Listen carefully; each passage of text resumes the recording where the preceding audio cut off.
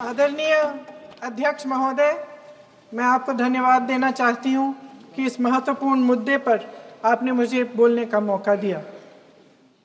यह अलग बात है कि सत्ता पक्ष के लोग सब मेरे बोलने से पहले ही भाग गए।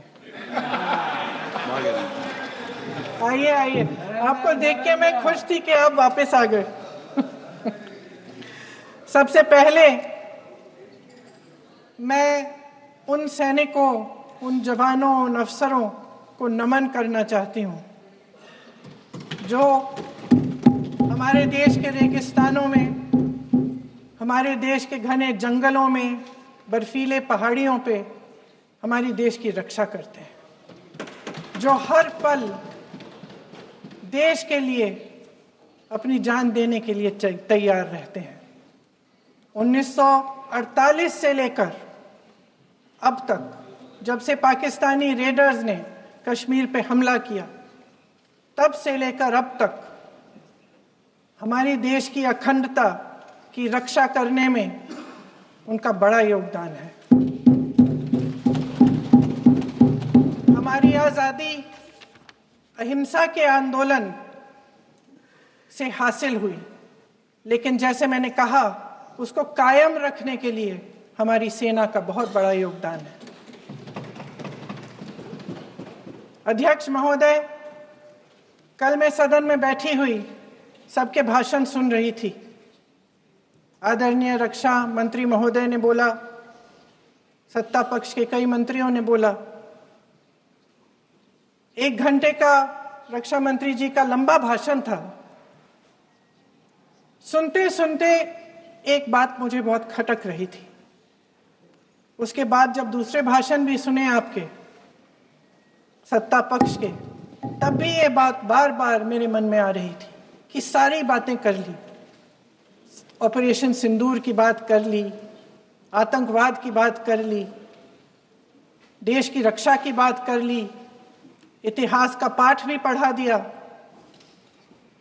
लेकिन एक बात छूट गई। उस दिन 22 अप्रैल 2025 को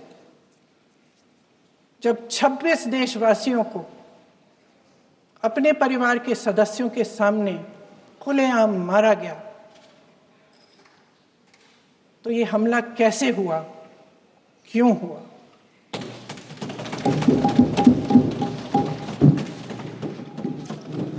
अध्यक्ष महोदय, ये लोग बैसारन वैली में, पहलगाम के पास कश्मीर में क्या कर रहे थे? आजकल पब्लिसिटी का दौर है, प्रचार का ज़माना है। कुछ समय से हमारी सरकार ये प्रचार कर रही थी कि कश्मीर में आतंकवाद खत्म हो गया है, कि कश्मीर में शांति है, अमन चैन है। प्रधानमंत्री जी ने खूब भाषण दिए, देशवासियों को कहा कि चलिए कश्मीर चलिए, सैर करिए। कई बार मैंने ये भी देखा मीडिया पर, टीवी पर, कि कश्मीर जाइए, ज़मीन खरीदिए, अब वहाँ अमन चैन है, शांति का वातावरण है। इसी बीच शुभम द्विवेदी, एक कानपुर के नौजवान, और उनके पूरे परिवार ने तय किया कि वो कश्मीर जाएंगे। शुभम द्विवेदी की 6 महीने पहले शादी हुई थी। उसकी पत्नी ने कहा कि उनके बीच एक ऐसा रिश्ता था, प्रेम और दोस्ती का ऐसा रिश्ता था कि वो एक दूसरे को बच्चों की तरह हंसाते थे। सोशल मीडिया पर एक वीडियो भी जारी है जिसमें पूरा परिवार एक साथ बैठा हुआ ताश खेल रहा है और ऐसे हंस रहे हैं कि उस वीडियो को देख के किसी का भी दिल टूट जाए कि इस परिवार को इस तरह से उजड़ने क्यों दिया हमने। 22 अप्रैल 2025 को बैसारन वैली में मौसम का मिजाज अच्छा था। जैसे हर रोज लगातार 1000 से 1500 लोग वहां पहुंचते थे, उसी तरह से उस दिन भी तमाम पर्यटक वहां पहुंचे। वहां का रास्ता आसान नहीं है अध्यक्ष महोदय जी, जंगल से जाना पड़ता है, पहाड़ों के बीच जाना पड़ता है, घोड़े से जाना पड़ता है। ये परिवार वहां पहुंचे, मौसम सुहाना था, उनके बच्चे ट्रैम्पोलिन पे खेल रहे थे, कोई जिपलाइन कर रहा था, कोई चाय पी रहा था, तो कोई कश्मीर की सुंदर वादियों की ठंडी हवा का मजा ले रहा था। शुभम अपनी पत्नी के साथ एक स्टॉल पे खड़े थे। तभी अचानक 4 आतंकवादी जंगल में से निकलते हैं और शुभम को वहीं अपनी पत्नी के सामने मार डालते हैं। उसके बाद वे वहां से पूरे वैली में 1 घंटे के लिए लोगों को चुन चुन कर मारते हैं। किसी के पति को अपनी पत्नी के आंखों के सामने, किसी के पिता को अपने बेटे के सामने, चुन चुन कर 26 लोगों को मार डालते हैं। शुभम की पत्नी घबराकर वहां से भागने की कोशिश करती है, अपनी जान बचाने के लिए जंगल की तरफ दौड़ती है। वहां पता चलता है कि तमाम लोग जंगल की तरफ दौड़े हैं और अपनी जान बचाने की कोशिश कर रहे हैं। कोई अपने बेटे का हाथ पकड़ के पहाड़ों पर घसीटता हुआ जा रहा है, कोई कश्मीरी घोड़े वालों और गाइडों की मदद लेते हुए चले जा रहा है। कोई रास्ता नहीं है, कोई तरीका नहीं है, लेकिन किसी न किसी तरह से शुभम की पत्नी के शब्दों में किसी ऐसी शक्ति ने हमको बचा कर रखा कि हमें किसी न किसी तरह से हम अकेले नीचे पहुंचे। और मैं उनके लफ्ज पढ़ना चाहती हूं, क्योंकि उन्होंने कहा कि इस पूरे समय जब 1 घंटे के लिए चुन चुन कर भारतीय नागरिकों को मारा जा रहा था, इस पूरे समय उसे एक सुरक्षाकर्मी नहीं दिखा, एक सैनिक नहीं दिखा।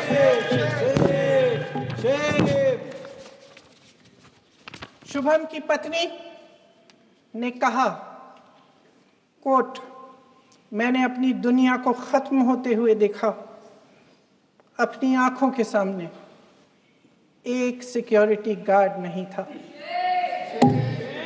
मैं ये कह सकती हूं कि देश ने, सरकार ने हमें वहां पे अनाथ छोड़ दिया था। सिक्योरिटी क्यों नहीं थी वहां पे एक सैनिक क्यों नहीं दिखा?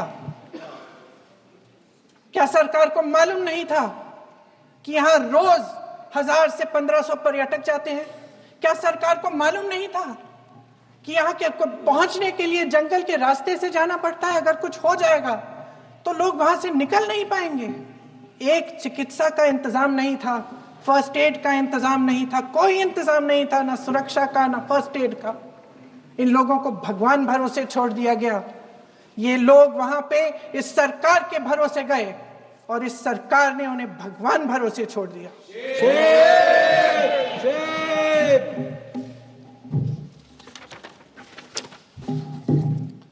मैं पूछना चाहती हूं, ये किसकी जिम्मेदारी थी? इस देश के नागरिकों की सुरक्षा की जिम्मेदारी किसकी है? क्या इस देश के प्रधानमंत्री की नहीं है? क्या इस देश के गृह मंत्री की नहीं है? क्या इस देश के रक्षा मंत्री की नहीं है? क्या एनएसए की नहीं है? अध्यक्ष महोदय, पहलगाम हमले से सिर्फ 2 हफ्ते पहले हमारे गृह मंत्री महोदय जी कश्मीर गए थे। किस लिए गए थे? जो सुरक्षा की व्यवस्था है इसको देखने के लिए गए थे, इसको रिव्यू करने के लिए गए थे। और उन्होंने वहां कहा कि आतंकवाद पर विजय प्राप्त हुई है। ये 2 हफ्ते पहले है। 3 महीने बाद जेएनके के गवर्नर साहब एक आम इंटरव्यू में ऐसे ही चलते चलते कह देते हैं कि हाँ, बैसारन वैली में बहुत लापरवाही हुई और इसके लिए मैं जिम्मेदारी लेता हूं। ऐसे ही चलते चलते, और वो बात होती है, खत्म भी वहां होती है और वहीं खत्म हो जाती है। उनसे जिम्मेदारी ली भी नहीं जाती, कोई सवाल नहीं उठाता, कोई जवाब नहीं देता। अध्यक्ष महोदय, उस हमले की जिम्मेदारी एक आतंकवादी गुट जिसका नाम टीआरएफ है थोड़े दिनों बाद लेती है। कौन है ये टीआरएफ? 2019 में ये गुट बना। 2020 में इसने कश्मीर में आतंकवाद का काम शुरू कर दिया और अप्रैल 2020 से लेकर 22 अप्रैल 2025 तक इन्होंने 25 आतंकवादी हमले किए। गृह मंत्री महोदय ने जब यूपीए सरकार के समय के आतंकवादी हमले गिने तो लगभग 25 गिनवाए थे अभी अपने भाषण में। इस गुट ने कश्मीर में 25 हमले 2020 और 2025 के अंदर एक पूरी लिस्ट है इन हमलों की। मेरे पास इतना समय नहीं है इसलिए मैं एक एक को नहीं पढ़ना चाहती, लेकिन मैं इतना कहूंगी कि इनमें रियासी का हमला भी था 2024 का, जिसमें 9 लोग मारे गए और 41 लोग घायल हुए। कुल मिलाकर 2020 से लेकर 22 अप्रैल 2025 तक टीआरएफ ने 41 सेना और सुरक्षा कर्मियों की हत्या की, 27 सिविलियन की हत्या की और 54 लोगों को घायल किया था। भारत सरकार ने टीआरएफ को आतंकवादी संगठन का दर्जा कब दिया? 2020 में दिया, 2021 में दिया, 2022 में दिया, 2023 में दिया। 3 साल बाद, 3 सालों के लिए ये आतंकवादी गतिविधियां कर रहे हैं और आप इनको आतंकवादी संगठन तब कहते हैं 2023 में। इसकी क्या वजह थी? ये सब सरकार के संज्ञान में था और आप मुझे बताना चाहते हैं, सत्ता पक्ष के नेता बताना चाहते हैं कि ये सब आपके संज्ञान में था, लेकिन कोई भी एक ऐसी एजेंसी नहीं है हमारी सरकार की जिसको पता चला कि ऐसा हमला, ऐसा भयानक हमला होने जा रहा है हमारे देश में, कि पाकिस्तान में बैठे हुए इस हमले की योजना बन रही है कि हम भारत जाके हैवानियत करेंगे, 26 लोगों को मार डालेंगे और हमें पता ही नहीं है। क्या ये हमारी एजेंसियों की विफलता है कि नहीं है? ये बहुत बड़ी विफलता है, ये एक बहुत बड़ी विफलता है। जानते थे कि ये गुट है, जानते थे कि 5 सालों से ये आतंकवादी हमले कर रहा है, अध्यापकों को मारा, आर्मी के बड़े बड़े अफसरों को मारा, आम जनता को मार डाला, पुलिस वालों को मार डाला, और आप इन पे निगरानी नहीं रख रहे थे। और ये जो एजेंसियां हैं इनकी जिम्मेदारी कौन लेगा? क्या आईबी चीफ ने अपना इस्तीफा दिया? क्या किसी ने इस्तीफा दिया? गृह मंत्री जी के कार्य क्षेत्र में आता है इंटेलिजेंस ब्यूरो। क्या गृह मंत्री जी ने इस्तीफा दिया? इस्तीफा छोड़िए, जिम्मेदारी ली।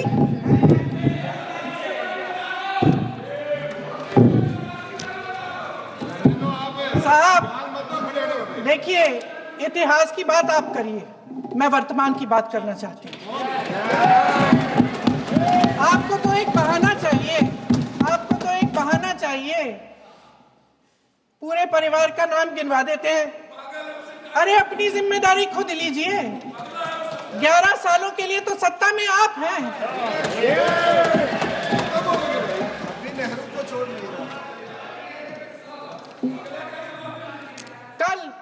कल माननीय गौरव गोगोई जी ने अपने भाषण में पूछा गृह मंत्री जी से, क्या आपकी जिम्मेदारी नहीं थी? मैं देख रही थी। राजनाथ जी, रक्षा मंत्री जी यूं अपना सर हिला रहे थे, कुछ बोले नहीं। अंदर से ये महसूस हुआ होगा कि यहाँ कुछ जिम्मेदारी थी, लेकिन माननीय गृह मंत्री महोदय जी हंस रहे थे, वे हंस रहे थे।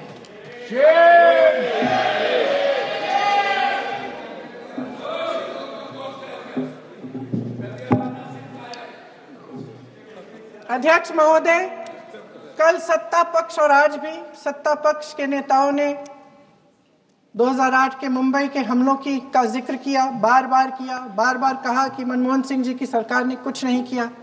ये तो जानकारी होगी ना कि उसी समय जब वो आतंकवादी हमला चल रहा था तभी उन आतंकवादियों को मार डाला था, एक बचा था और उसको भी फांसी दे दी थी 2012 में। महाराष्ट्र के मुख्यमंत्री ने इस्तीफा दिया, देश के गृह मंत्री ने जिम्मेदारी लेकर इस्तीफा दिया। एक जवाबदेही थी पब्लिक के प्रति, एक जवाबदेही थी इस देश की जनता के प्रति, इस देश की धरती के प्रति।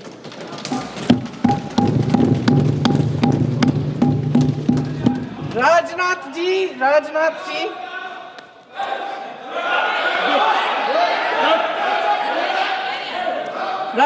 जी तो पुलवामा, उरी और पठानकोट के समय गृह मंत्री रहे थे। आज वे रक्षा मंत्री हैं और हमारे गृह मंत्री महोदय श्री अमित शाह जी के नाक के नीचे पूरा मणिपुर जल गया, दिल्ली में दंगे हुए, पहलगाम में हमला हुआ और आज भी वे उसी पद पर बैठे हैं। क्यों? अध्यक्ष महोदय, बमबारी से अखबारों के हेडलाइन बनते हैं, मगर कहानी सुरक्षा में की चूक में भी है। आज देश खोखले भाषण नहीं सुनना चाहता, देश जवाब चाहता है, तसल्ली चाहता है कि सच उससे छिपाया नहीं जाएगा। देश जानना चाहता है कि उस दिन अप्रैल 22, 2025 को क्या हुआ और क्यों हुआ। आप तो खुद अपनी पीठ थपथपाने में लगे रहते हैं। सेना, देश, संसद से सच छुपाते हैं। ऑपरेशन सिंदूर जब शुरू हुआ, हम सब ने समर्थन किया, सब एकजुट होकर खड़े हो गए इस देश के लिए। दोबारा होगा, दोबारा खड़े हो जाएंगे। अगर हमारे देश पे हमला होता है तो यहाँ इस सदन में किसी भी पार्टी का हो, कोई भी हो, सब आपका समर्थन करेंगे। और हमें अपनी सेना पर गर्व है कि उन्होंने इस बार भी दृढ़ता से लड़ाई लड़ी, धैर्य से लड़ाई लड़ी, वीरता से लड़ाई लड़ी। लेकिन इस ऑपरेशन का सिंदूर का क्रेडिट, उसका श्रेय तो हमारे प्रधानमंत्री जी चाहते हैं। सही भी है, ठीक है, सही है, श्रेय ले। ओलंपिक्स में हमारा मेडल आता है, उसका भी श्रेय लेते हैं, लेकिन सिर्फ श्रेय लेने से नहीं होता नेतृत्व, जिम्मेदारी भी लेनी पड़ती है।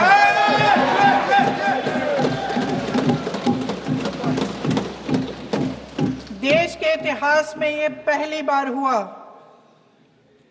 देश के इतिहास में यह पहली बार हुआ कि जंग होते होते ही रुक गई है जी।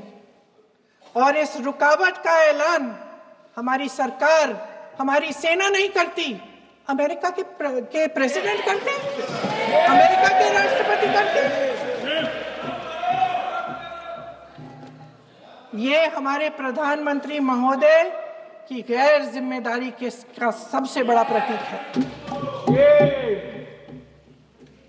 आज गृह मंत्री जी ने इस बात पर उल्लेख किया। उन्होंने कहा, उनके शब्दों में उन्होंने कहा कि पाकिस्तान के पास शरण में आने के बजाय कोई चारा ही नहीं था। आपने शरण दिया क्यों? वो आते हैं आपके देश के अंदर, लोगों को मार डालते हैं और आप उनको शरण दे रहे हैं। क्यों दिया शरण?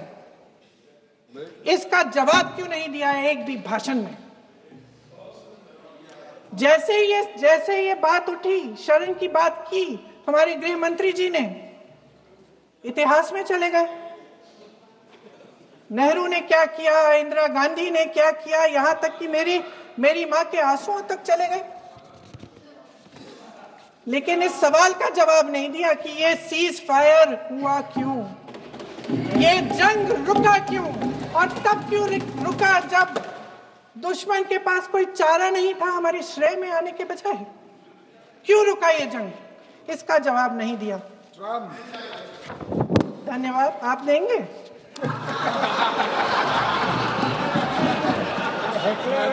मंत्री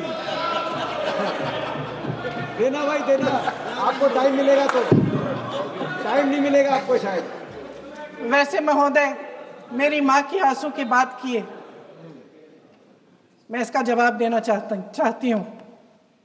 मेरी माँ के आंसू तब गिरे जब उनके पति को आतंकवादियों ने शहीद किया, जब वे मात्र 44 साल की थी। और आज अगर मैं इस सदन में खड़ी हूं और उन 26 लोगों की बात कर रही हूं, मैं इसलिए कर रही हूं क्योंकि मैं उनका दर्द जानती हूं, महसूस करती हूं।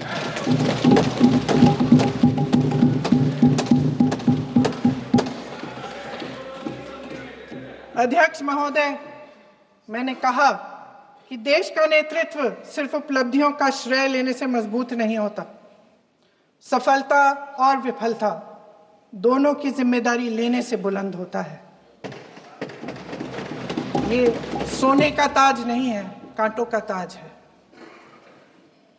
अध्यक्ष महोदय, जब सरकार झूठी और कायर हो तो वे बहादुर से बहादुर सेना के साहस और पराक्रम को भी कमजोर कर देती है। देश को प्रतिशोध के साथ साथ सबके प्राणों की रक्षा का प्रण चाहिए। सेना की शक्ति के साथ सरकार की सच्चाई भी चाहिए। महान देशभक्त शहीद इंदिरा गांधी जी, जिन्होंने सफल कूटनीति के बल पर अमेरिका के राष्ट्रपति निक्सन का मुकाबला करके पाकिस्तान का विभाजन करवाया, बांग्लादेश बनाया, 1 लाख पाकिस्तानी सैनिकों को आत्मसमर्पण करने पर मजबूर किया, उन्होंने कभी इसका श्रेय लेने की कोशिश नहीं की। ऑपरेशन सिंदूर का मकसद अगर पाकिस्तान को सबक सिखाना था तो शायद ये मकसद अभी अधूरा है, क्योंकि हमारी कूटनीति विफल रही है। इसका प्रमाण यही है कि ऑपरेशन सिंदूर के बाद एक पाकिस्तानी जनरल, जिसके हाथ खून से रंगे थे, अमेरिका के राष्ट्रपति के साथ बैठकर लंच खा रहे थे। अगर ऑपरेशन सिंदूर का मकसद आतंकवाद को खत्म करने का था तो पाकिस्तान को संयुक्त राष्ट्र के आतंकवाद विरोधी समिति का अध्यक्ष चुने जाने से इस मकसद को धक्का लगा है। इसकी जिम्मेदारी कौन लेगा? क्या हमारे प्रधानमंत्री लेंगे? क्या उनमें ये हिम्मत है? नहीं है। अगर इस ऑपरेशन के दौरान हमारे जहाजों का नुकसान नहीं हुआ तो सदन में इसे साफ साफ कहने से क्या डर है? क्यों नहीं कहा है? कल भी रक्षा मंत्री जी ने कहा कि हमारे इंफ्रास्ट्रक्चर का नुकसान नहीं हुआ, तो जहाजों के बारे में भी बता दें, साफ साफ बता दें, क्या हर्ज है? सच्चाई तो है। सवालों से बचने के लिए ये सरकार हमेशा प्रयास करती है। इसकी राजनीतिक कायरता बेमिसाल है।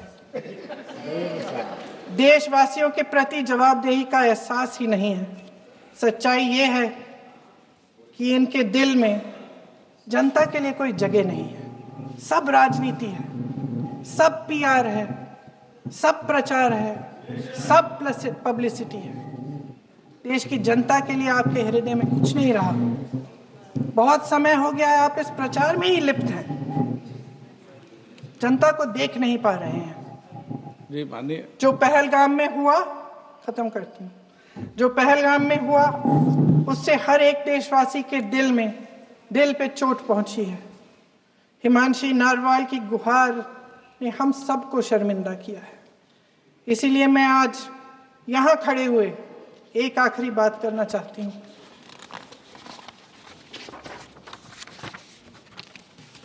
इस सदन में लगभग सभी के पास सुरक्षा है, सुरक्षा की व्यवस्था है। हम जहां भी जाते हैं हमारे साथ सुरक्षा कर्मी आते हैं। आपको भी मिल जाएगी, आप मंत्री बन जाएंगे, आपको भी मिल जाएगी। मैं मजाक की बात नहीं कर रही हूँ, थोड़ा सा धैर्य रखिए। उस दिन पहलगाम में 26 परिवार उजड़ गए। 26 लोगों को अपने परिवार के सदस्य के सामने मारा गया। 26 बेटे, पति, पिता गुजर गए। उनमें से 25 भारतीय थे। भारतीय थे।